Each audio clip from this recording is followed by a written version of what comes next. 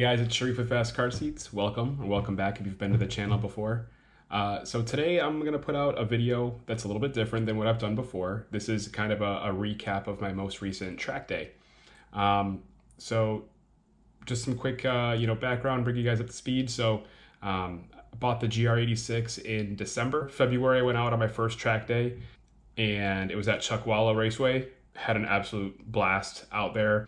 So I had my second track day at Buttonwillow this past weekend, and just kind of wanted to give you a recap. So I did choose to have an instructor with me. I think I'm still learning so much, and it was a new track for me as well.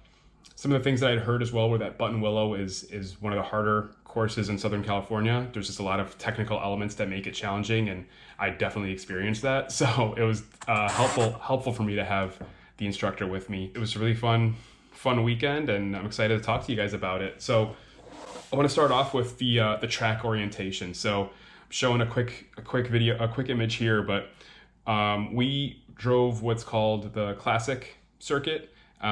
So this is sort of it's one of its more common orientations, and we drove it counterclockwise.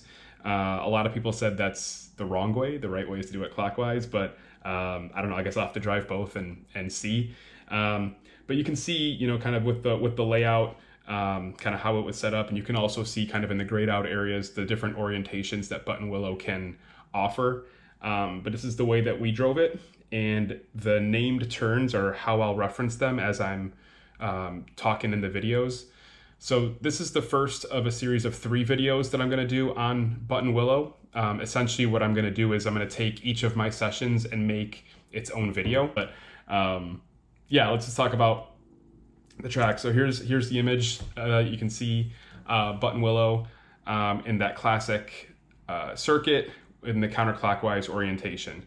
So yeah, breaking down session 1. So I was really excited, right? I had a great ending of the day at Chuckwalla. I was actually the first car in the group. I was the first car out there. So I had nobody in front of me, and I was really excited about that because, I wanted to really get after it, and I was eager.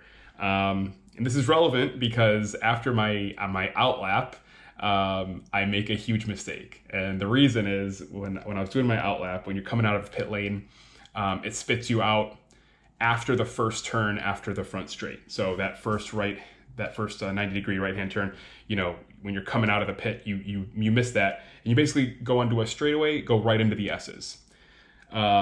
So you go through the S's, you go into a turn called Star Mazda, which is the first decreasing radius turn on the track. That was my first time seeing that element as well, that technical element. So that was good for me.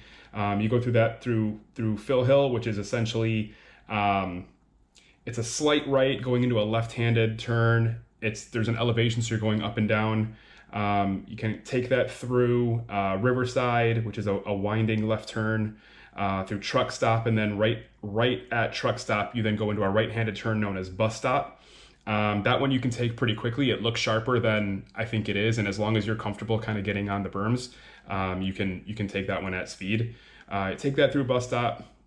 There's a winding right-hander. You can take these full throttle. So I didn't know that at the time. I was a little timid on this first lap, but in my first session. But you can take those at full throttle. Go through turns Club Corner, which is a left going into Grapevine. Then you go through an S turn, known as Cotton Corners. There's an elevation change in that as well. And then the last turn that you go into, the less tricky turn is off-ramp. Off-ramp is a decreasing radius turn, and it also has elevation changes. This one gave me some troubles. This one was tricky for me to figure out. I'll talk about that, kind of when I get to it. But in my second session, I went 4 off twice on that turn, made the same mistake on the same turn twice. I was very frustrated. But anyway, here we are in the video now, coming up on, I think this is the final turn. Where are we here?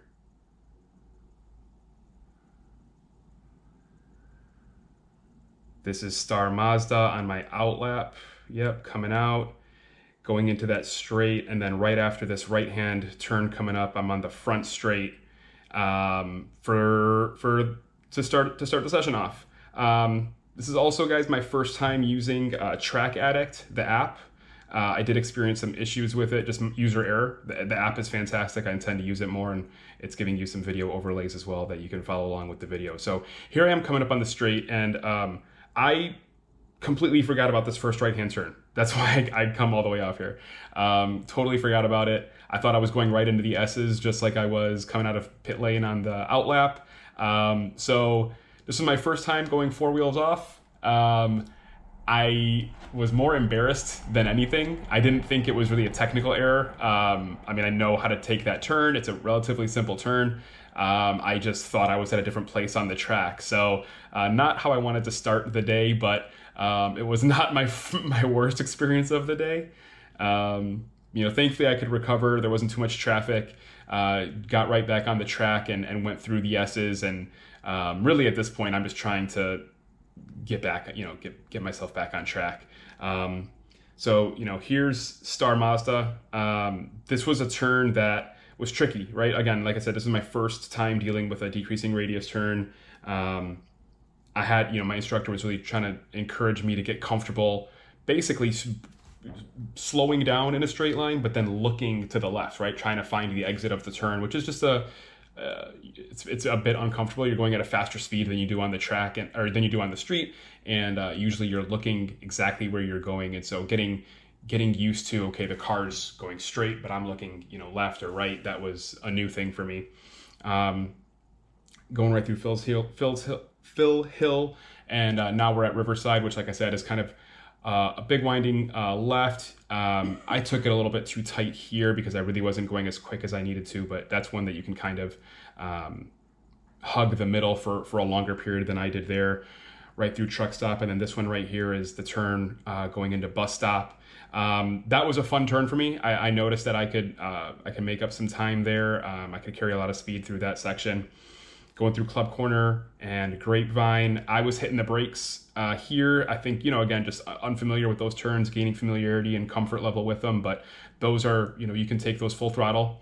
This is now Cotton Corner. So this first left you want to take normally. This right, you want to kind of hug it a little bit tighter to set up the exit on the final turn in the S's there. So coming out of that, you can come at it pretty quickly. And now this is the I-5 straight going into off-ramp. So off-ramp, it's on paper, it looks like kind of one winding left turn that gets tighter, and you can treat it that way. The way that I would eventually start treating it was actually like two turns. So take it as the first slight left, you apex on that, you come out a little bit straighten out the wheel, get yourself ready for that tight left. That's how I would end up doing it later in the day. This is me coming in. When you go 4 off, and I think even 2 off, you need to go in. You get black flag. You want to go check in with the black flag station. They essentially just make sure that they check your car, they check your tires, make sure that you didn't cause any damage to your vehicle when you came off the track. So this is a relatively quick stop, and then I'm gonna get back on. Part of also why I wanted to talk through this video was I'm not sure why, I'm assuming user error, but I don't have any audio from this session, so you can't really see any of you can't really hear any of the engine noise or anything like that. So I figured I'll kind of talk through what I saw here, and hopefully, like I said, it's beneficial. I'm really enjoying as well this the way that Track Addict puts this video together. You can see my RPMs, you can see my speed, what gear I'm in. On the right side, you can see the G-forces, the track map, and the lap timer. I really had no sense of what kind of lap times I was running. Obviously, I didn't expect to be fast as I'm still a beginner, but I just kind of wanted to know, just as a reference point. I think every time you go out there, you're trying to be the best version of yourself, and so knowing what your own PRs are, it's important so that you have a gauge when you're getting back out there. So now I'm back out, re-engaged with the group, going through the S's. I think I was really comfortable in that section going through. I've got no problem. I'm pretty comfortable getting on the berms. That sensation of it kind of moving the car around doesn't faze me too much. So aiming at them and hitting them is not that important. I just gotta obviously make sure that I don't take it too far and get on the dirt side, but feel pretty comfortable going through there. So I was able to really attack the S's pretty quickly. Phil Hill, I wasn't yet able to figure out. Here I am on the exit. I'm not tracking out quite as much as I should. I need to really be coming out to the right side of that track a little bit more. Then, you know, going in through these turns, I think I'm doing okay. The 86 in front of me is you know, I'm kind of maintaining distance, or if anything, I'm losing a little bit of ground there. I could probably carry a little bit more speed. I think here I'm still, you know, getting to know the track. This is really, you know, I've had some interrupted sessions, right? My out lap wasn't a full lap, and even my first lap afterwards, I had to come into pit lane. So I haven't really done a full lap yet at this point on the circuit. So here we are going through. I think we're coming up on cotton corners here. Yep. So this is the S's. So you can see a little bit of traffic is starting to pick up. We kind of get groups together a little bit, and yeah, here you can see, you know, I'm not tracking out on that right turn as much. I'm actually doing that well. You're supposed to hug that one to set up for that last turn. Anytime you're going into a series of turns, really it's the last turn before the straight that's the most important, because that's the one that gives you obviously the highest opportunity to have a high exit speed. So you know, it's just, you know, thinking along those lines. It's almost like working backwards. If you have a series of 3 turns, kind of working backwards from that last turn, you know, where do you need to be to set yourself up for that turn? Here I turned in a little early. That would be something that I would continue to work on throughout the day. And then you're on the front straight. And yeah, at Chuckwalla, I had no sense of how fast I was going. Here it looks like I'm not quite hitting 100 miles an hour. I'm trying to figure out the brake zone here. I ended up figuring it out really by watching other sessions and where other cars were braking throughout the day. I got to learn where the brake zone was before that right-hand turn, which is important, you know, when you're going 100 miles an hour on the straight and then you go right into a 90-degree turn. You want to know when to start applying the brakes. So yeah, here we go again, you know, through the S's. As you can see, you know, the car in front of me, it's pretty quick through the S's as well. Really, again, that's one where if you're comfortable, you know, hitting those berms, you're going to do okay there. Because instead of taking it winding through the turns like this, you can almost treat it as 2 straights, right? Take one straight, hit the berms on you know, both sides as you're going through it in a straight line, then set yourself up for the last couple and come out pretty quickly there. This right here, Phil Hill. Yep, still taking it too tight. That would be one where I would start doing that faster and better by sessions 3 and 4, but early on, I think it was the elevation change, you know, not being able to see the other side of the turn, I think was messing with me. I wanted to make sure, I think if anything, I wanted to err on the side of taking it too slow than too fast, which I think is a smart move, but you know, I'm in watching the video now, I can see that I was taking it really slow. I'm also in the wrong gear. You know, obviously I missed a shift. I put it in 5th instead of 3rd. Not like me, but I think I'm still kind of getting myself just oriented with the track. And then also, you know, I'm still not that far removed from coming 4 off and feeling a bit embarrassed there. So, you know, just trying to regain my composure. I do realize it, and I think at this point, actually, I know that I'm in the wrong gear. I'm just trying to find the right opportunity to shift. I want to say I fix it coming on this straight. So yeah, I realize I'm in 5th, and oh no, maybe not. Yeah, I'm not sure when I fixed it. I remember though thinking as I was driving through, like, I'm in the wrong gear. I gotta fix this, because those cars should not have been walking away from me like that. So yeah, put it. Yeah, so I did okay on Star Mazda there. I think I turned in a little bit early, but now I'm finally in the right gear, coming on to that final right turn. Sunrise, which takes us right into that front straight. Yeah, I didn't exit. I did okay on the line, but I don't think I've got the speed, because I went, you know, so slow through off ramp. I think I called the Star Mazda. I meant off ramp.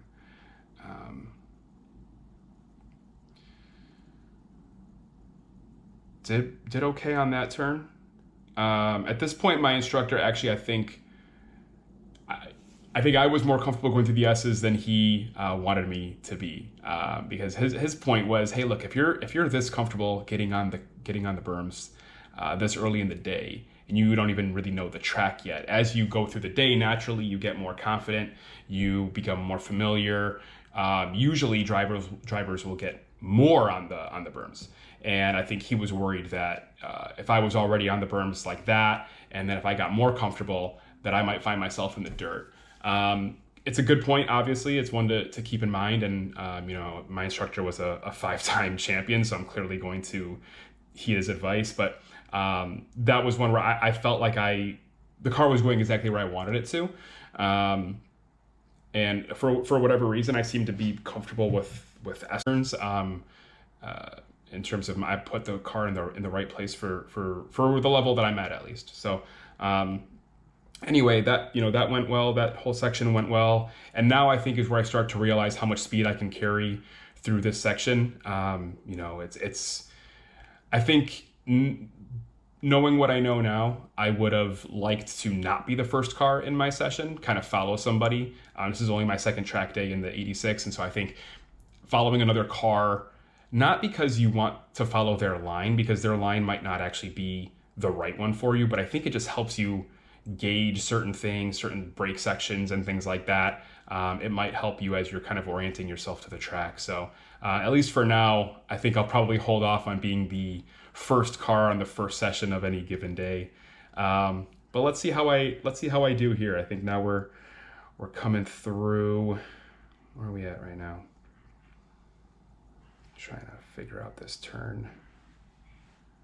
All right, this part of the section looks quick. Okay, I think we're coming up on off ramp. In this first session, I did okay. I still was turning in early, as you can see there. Yep, I'm turning in early.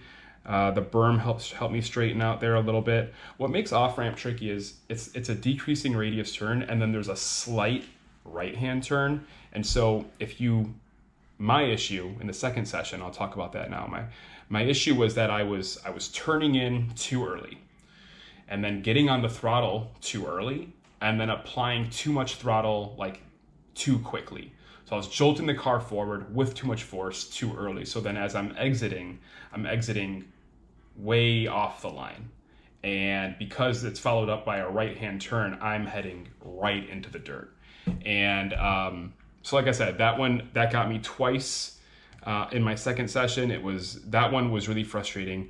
As much as the first time I went off, in this session here when I went off, I just forgot the track orientation, right? I thought I was going into the S's instead of that front straight, going into that right-handed 90-degree turn. So I didn't view that as a technical error. I viewed that as, okay, I just didn't have the right track orientation. It was easy for me to kind of just, brush that one off and keep going. In my second session, though, I really struggled with off-ramp. And then it's one of those things where it becomes a mental thing, right? The first time I went off, I was frustrated. That was my first, really big technical error that resulted in me coming off of the track, and I was really frustrated by it. And that was the session as well. Like I mentioned, I was late to even get to the grid, so I'm rushing out there, and then to feel like I'm rushed, I had to literally run to my car from the classroom, getting in so I could get the session started, and then to go from there. And on my very first lap, I go 4 off. It was a frustrating experience, but I think I that's a turn that it reminded me a little bit of the S turn at Chuckwalla, only because it feels slow, right? When you're on a racetrack, everything feels fast. That was a section that just felt slow, and you have to be really patient. And I'm still learning that part. I'm still learning how to be patient and how to realize that the section might feel slow, but that's how you have to take it, because it's just technically, at least at this stage in my progression, it's a technically difficult turn. So off-ramp would give me troubles in session 2, but I figured it out. By session 4, I would say I figured it out. Session 3, I still struggled with it. But here I am going through it. I'm doing okay. I mean, I'm turning in early, but I'm not really getting on the throttle too aggressively. I really don't know. I'm doing that section better in session 1 than I did in session 2. I'm not sure what the difference was. I'm not sure if I felt like I needed to have more speed coming out of there so that I could go into Sunrise with higher speed. I'm not sure what I was thinking that I kept messing it up, but I don't know. But yeah, going into this right-hander, I went in, yeah, too slow, not exiting quick enough. I should be carrying more speed through here. I should be going at least 75 going into the S's. I probably could even drop it into third gear. I think later on I did. I think later in the day, coming out of that front straight, I went from fourth to third going into that section. But here I am, in fourth gear. Yeah, you want to come out a little bit. So you hug that first left, that slight left before Star Mazda. You want to hug that one tight a little bit before you come back out to set yourself up for that turn. This is one, coming up on Phil Hill. I think I could be flat out here, and I think I could be in third. I think I could be in third to carry more speed through there. I think I'm taking this section a little timid, and I don't think I'm going to exit this turn very well. I'm still treating that turn sharper than it is, and I really think that it was the visual not being able to see the other side that was messing with me, which I think is normal. Buttonwillow, it doesn't have huge elevation, but it does have a few turns where you can't see the other side, or you see the other side late, and so that's where the skill of knowing the track orientation, really being able to visualize where the turns are and how they are, that's important. Because a lot of, I think how you get faster is anticipating what's coming next, even if you can't see it. It's just sort of knowing what's there. And I just didn't have that at this point in the day. But yeah, I guess for now I'll just shut up. I don't really have much to add from sessions 1 and 2. I guess I can talk about why I was late. So after this first session, I was feeling like, okay, let me just get some general feedback. And the way that the day goes is when you do one of these NASA events, you get on the track, and you go to the classroom for what they call a download, which is essentially a group class with your instructor, and you talk about various things. After that class, I met with the instructor that I had in the car with me. His name was Aaron, and I wanted to meet with him specifically about things that I was doing, things that I thought I was doing well, things that I thought, from my perception, I wasn't doing so well, and get his feedback on. And because we were really breaking it down, he's an excellent instructor, really explained things in a very good way, especially for the way that I wanted to learn them. So the way that he broke it all down, it was fantastic for me. It was really element by element, but it took a lot of time, and so that's why we were late for the second session. But here we are, coming out, and it was the first session of the day. Obviously a lot to build on, but it was overall a really great time. So hope you enjoyed this one, and hopefully you'll tune in for the next video on this day.